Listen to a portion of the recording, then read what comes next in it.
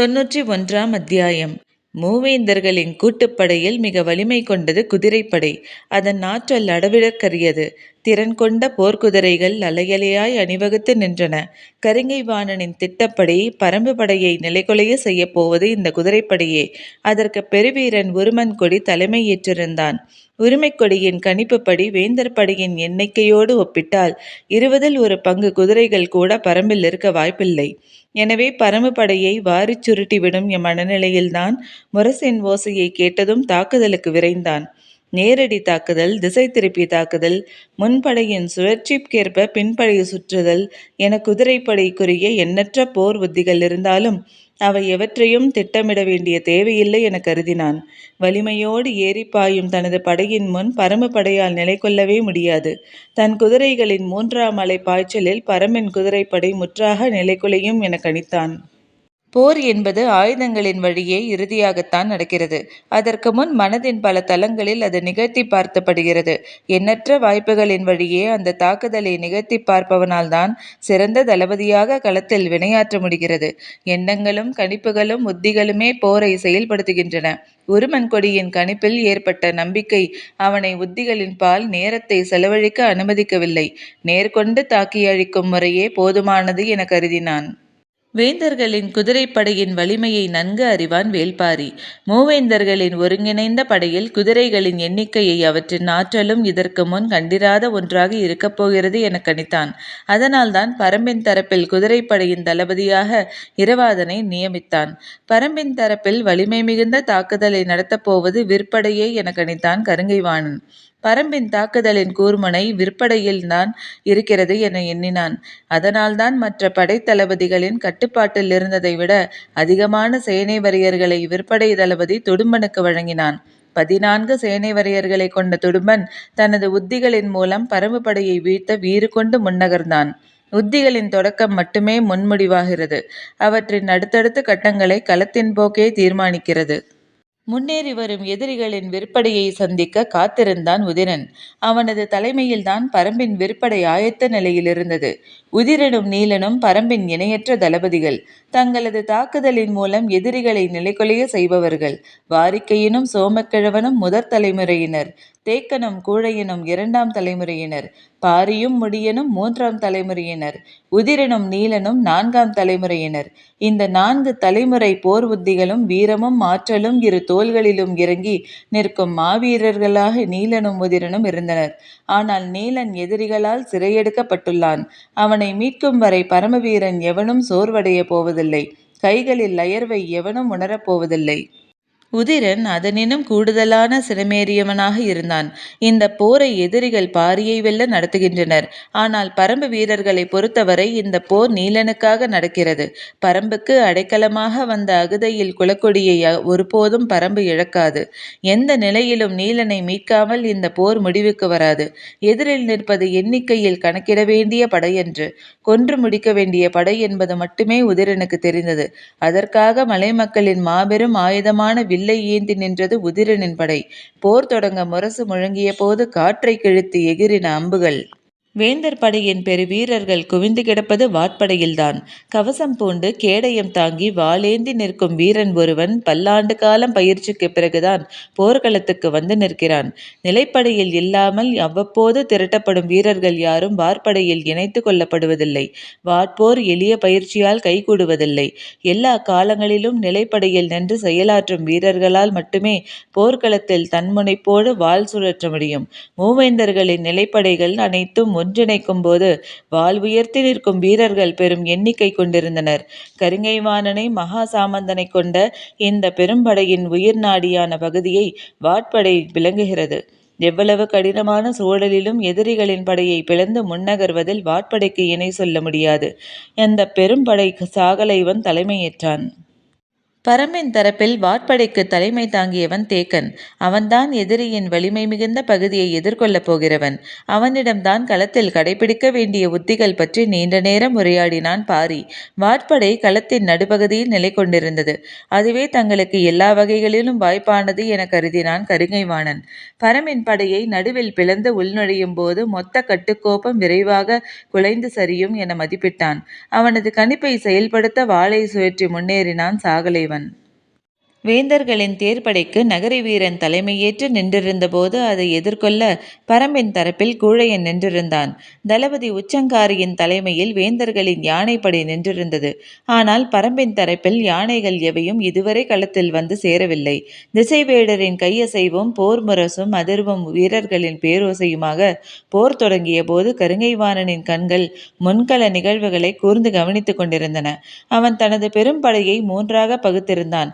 முதல் நிலைப்படை சீறிப்பாய்ந்து தாக்குதலை தொடங்கியது. தனது படையின் மூன்றில் ஒரு பகுதியை மட்டுமே முதல் நிலையில் நிறுத்தியிருந்தான். இரண்டாம் நிலைப்படை தேவைப்பட்டால் களமிறங்க ஆயத்தமாக இருந்தது. மூன்றாம் நிலைப்படை எந்த வகையிலும் களமிறங்கும் சூழல் வராது என கணித்திருந்தான். முதல் நிலைப்படையின் நடுவில் நின்றிருந்தான் அவன். இரண்டாம் நிலைப்படையின் இறுதிப் பகுதியில் சோழவேழனும் புதிய விற்பனும் முதியஞ்சேரலும் நின்றிருந்தனர். அவர்களை அடுத்துதான் மூன்றாம் நிலைப்படை நின்றிருந்தது. அதை கடந்தே மூஞ்சல் இருந்தது. மூஞ்சலுக்குள் தான் குலசேகர பாண்டியன் இருந்தார். அவருக்கு அருகில் உள்ள கூடாரம் ஒன்றில் நீலன் கட்டுப்போடுபடுத்திருந்தான். போர்க்களத்தின் தலைமை தளபதி தாக்குதலின் முகப்பில் நின்றால் அவனால் படையை வழிநடத்த முடியாது. ஆனால் தாக்குதலின் முகப்பில் தனது படை வெளிப்படுத்தும் ஆற்றலை உணர்ந்தவனாக இருக்க வேண்டும். அதற்கு தகுந்தே போர்க்களத்தில் தளபதி இருக்க வேண்டிய இடம் தீர்மானமாகிறது. கருங்கைவாணன் தனது வாழ்வின் பெரும் பகுதியை போர்க்களத்தில் கழித்தவன். களத்தாக்குதலில் தன்மையையும் வேகத்தையும் அவனால் ஓசை கொண்டே மதிப்பிட முடியும். தளபதியின் வலிமை படையை கொண்டு செலுத்துவதில் இருப்பதாக ஒரு காலத்தில் நம்பப்பட்டது. ஆனால் களப்போர் என்பது வீரமும் ஏமாற்றமும் கலந்த ஒரு கலவை.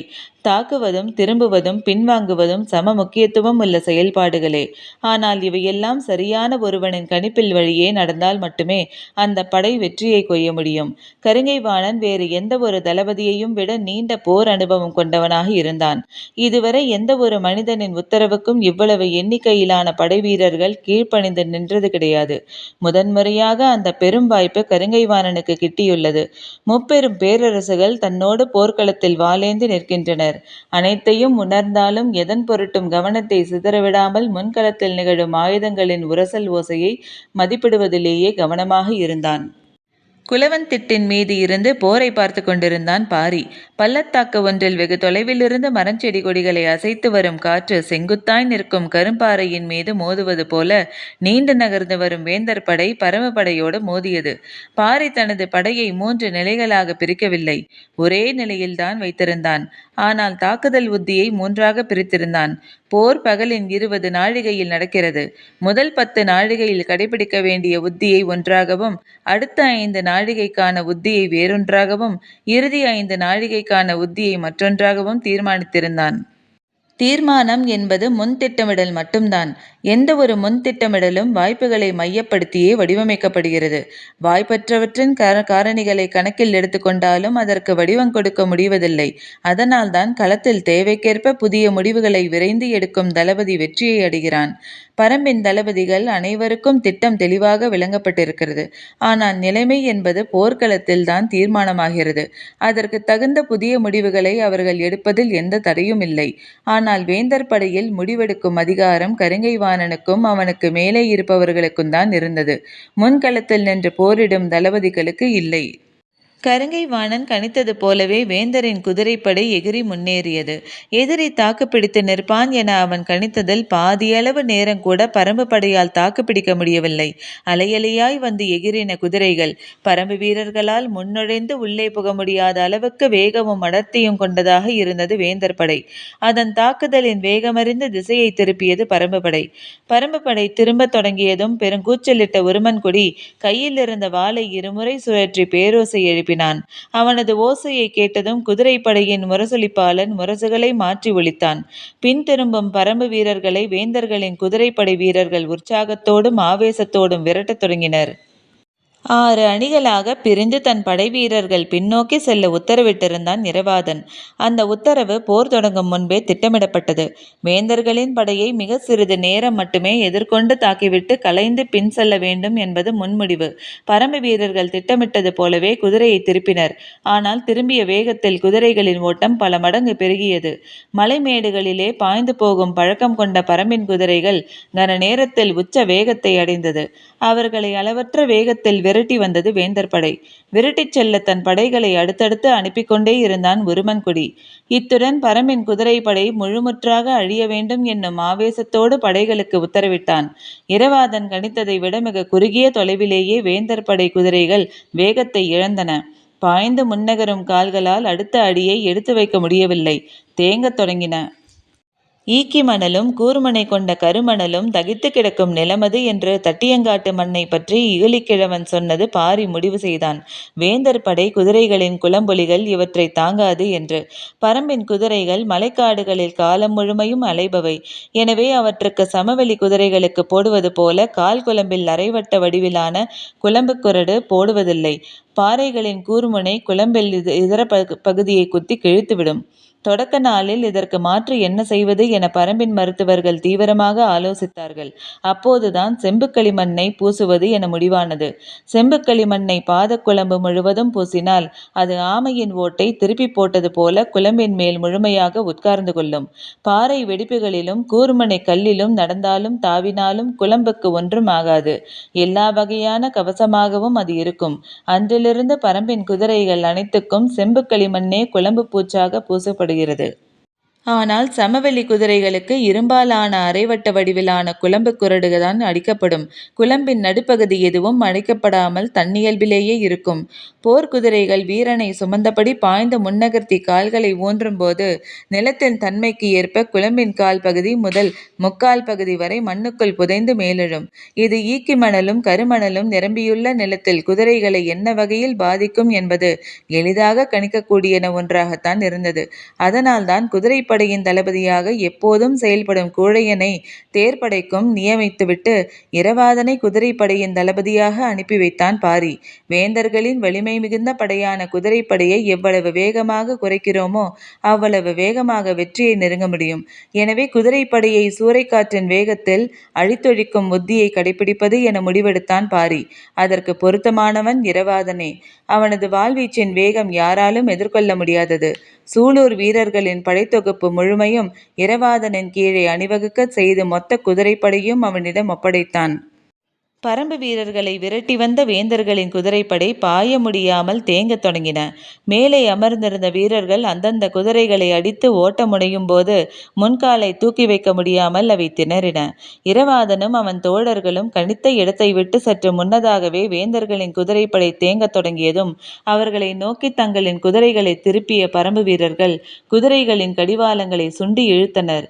எதிரிகள் தங்களை நோக்கி வருவது அறிந்து வேந்தர் படை வீரர்கள் தங்களின் குதிரைகளை வேக வேகமாக இயக்க முற்படும் போது மின்னல் வேகத்தில் வந்த வாட்களால் தலைகள் சரிந்து கொண்டிருந்தன.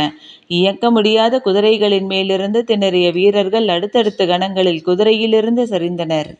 விரட்டிச் சென்ற தங்களின் குதிரைப்படை எதிரியை முழுமுற்றாக அழித்து திரும்புமென எதிர்பார்த்திருந்தான் உருமன்குடி. சிறிது நேரத்திலேயே பரம்பின் கொடியேந்திய குதிரை வீரன்தான் முன்னோக்கி பாய்ந்து வந்து கொண்டிருந்தான். உருமன்குடிக்கு ஒரு கணம் எதுவும் புரியவில்லை. பன்னிரு சேனை முதலியை கொண்ட முதற்படை பிரிவு எங்கே போனது, ஏன் யாரும் மிஞ்சவில்லை என சிந்திக்கும் முன் அடுத்த சேனை வரையரின் தலைமையிலான 12 படைப்பிரிவுகளுடன் அடுக்கடுக்காக தாவி பாய்ந்து முன்னேறின. இரவாதன் குழு மோதல் போக்கை சற்றே வெளிப்படுத்திவிட்டு குதிரைகளை மீண்டும் பின்னோக்கி திருப்பியது. தங்களின் முதற் பிரிவை அழித்த எதிரிகளை பழித்தீர்க்கும் எண்ணத்தில் வேந்தர்களின் படை வீரர்கள் குதிரைகளை விரட்டி வந்தனர். ஈக்கி மணல் குதிரைகளின் குழம்புகளை கிழித்து உள்ளிறங்கும் போது பரம்பின் வாட்கள் அதைவிட ஆழமாக வீரர்களின் உடலுக்குள் இறங்கிக் கொண்டிருந்தது. குதிரைப்படையை அடுத்தடுத்து விரைவுபடுத்த ஆயத்தமாக இருந்தான் உருமன்குடி. விற்படை தளபதி உதிரனின் உத்தரவுப்படி முதல் நிலை தாக்குதலில் அளவில் சிறுத்த அம்புகளையே பயன்படுத்தினர் வீரர்கள். நான்களின் விசை கூட்டிக் கொண்டிருக்க அடுத்தடுத்து வெவ்வேறு நிலை அம்புகளை பயன்படுத்தினர். பரம்பு வீரர்கள் தொடுக்கும் அம்புகள் எதிரிகளின் மீது ஈட்டியை போல பாய்ந்தன. அவற்றின் வேகமும் வலிமையும் ஒப்பிட முடியாததாக இருந்தன. எதிரிகளை தங்களின் அம்புகளால் வலிமையோடு தாக்க தேவையான தொலைவுக்கு முன் செல்ல வேந்தர் படையால் முடியவில்லை. ஏனென்றால் அதைவிட ஒரு பங்கு அதிகமான தொலைவிலிருந்து பரம்பு வீரர்களால் வலிமையான தாக்குதலை தொடுக்க முடிந்தது. பரம்பு வீரர்கள் எய்யும் அம்புகள் சீறி பாய்ந்த வண்ணம் இருக்க வேந்தர் படையின் அம்புகள் பலவும் பாதிப்பு ஏதுமின்றி பணிந்து கொண்டிருந்தன. உதிரன் தனது படைக்கு கொடுத்த உத்தரவு வலிமை குறைந்த அம்புகளை மட்டுமே தொடக்க நிலையில் பயன்படுத்த வேண்டும் என்பது. துடும்பன் இதை எதிர்பார்த்துதான் இருந்தான். பரம்பு வீரர்களை விற்போரில் வீழ்த்த முடியாது என அவனுக்கு நன்கு தெரியும். அவர்களின் தாக்குதல் மற்ற படைப்பிரிவின் பக்கம் போய்விடாமல் தங்களை நோக்கியே இருக்குமாறு பார்த்து கொள்வதுதான் துடும்பனுக்கு கருங்கைவாணனின் உத்தரவு. எனவே தாக்கியவாறு முன்னகரும் பரம்பு படையை சமாளித்தபடி சற்றே பின்வாங்கிக் கொண்டிருந்தான் துடும்பன். வேந்தர்களின் வாட்படை முன்னோக்கி நகர்ந்து கொண்டிருந்தது. தேக்கன் தலைமையிலான பரம்பு படை முன்வகுத்த திட்டத்தின்படி பின்னகர்ந்தவதற்கான உத்தியையே பின்பற்றின. சாகலைவன் உற்சாக பெருக்கில் தனது படையை நோக்கி முன்னகர்த்தி கொண்டிருந்தான். தேர்ப்படையின் தளபதி நகரி வீரனுக்கு தனக்கு முன்னால் நிற்பதை ஒரு படை என கருதவே மனமில்லை. தாக்குதலுக்கான வடிவத்தில் வலிமை மிகுந்த தேர்கள் வரிசை வரிசையாக முன்னகர்ந்து கொண்டிருந்தன. ஆனால் பரம்பின் தரப்பில் நிற்றவற்றை தேர் என்றே வகுக்கப்பட முடியாது என தோன்றியது. உழவு வண்டிகளை போர் தேர்களாக மாற்றி எடுத்து வந்துள்ளனர் என கருதினான். வலிமையற்ற அவற்றின் தன்மை பார்வையிலேயே தெரிந்தது. தேரின் மீது நிற்கும் வீரன்தான் மற்ற அனைத்து படை வீரர்களையும் விட திறன் மிக்கவனாக இருக்க வேண்டும். வில், வாள், வேல் ஆகிய 3 ஆயுதங்களையும் கையாளத் தெரிந்த பெருவீரன் மட்டுமே தேரின் மீது நின்று போரிட முடியும். அதைவிட முக்கியம், போரிடும் வீரனுக்கு தேரை ஓட்டும் வளவனுக்கும் இருக்க வேண்டிய ஒத்திசைவு. குதிரைகளை அசையவிடாமல் நிறுத்தி வைக்கவும் இசைவுக்கு ஏற்ப திருப்பி வைக்கவும் அவன் வீரனின் மனமறிந்து செயல்படுபவனாக இருக்க வேண்டும். போர் நிலம் எவ்விடமும் சமதளத்தை கொண்டதன்று. மேடு பள்ளங்களும் ஏற்ற இறக்கங்களும் கொண்ட பாழ்நிலமாகத்தான் இருக்கும். எனவே தேரை சிறிது முன்னேற்ற வேண்டுமானாலும் குதிரைகளை விரைந்து இழுத்துச் செய்து முன்னகர்த்த வேண்டும். சுண்டி நகரும் தேரின் மீது நின்று போரிடுபவன் ஆயுதங்களை கையாளுதல் எளிதல்ல. சக்கரங்களை உருட்டுவதையும் உருட்டாமல் நிறுத்துவதையும் திறம்படுத்த செய்கிற வளவனின் கையில்தான் மேலே நின்று போராடும் வீரனின் முழு ஆற்றலும் இருக்கிறது. நாக்குக்கு நடுவில் கடைவாயில் பொருத்தியிருக்கும் கடிவாளத்தை எந்த நேரமும் இழுத்து பிடித்தபடியே இருக்கும் சூழல் ஏற்பட்டால் எந்த குதிரையும் தனது ஒழுங்கை ஒரு துள்ளலில் உதறி எறிந்துவிடும். அதை உணர்ந்தவனாக வளவன் இருந்தால் மட்டுமே முழு நாளும் போர்க்களத்தில் கட்டுப்பாடு இழக்காமல் குதிரையை செலுத்த முடியும். வளவன் தேரை நிறுத்தும் தன்மையை புரிந்து கொண்டு தாக்குதலை முன்னெடுக்கும் குணமும் புரிதலின் போரிடும் வீரனுக்கு வேண்டும்.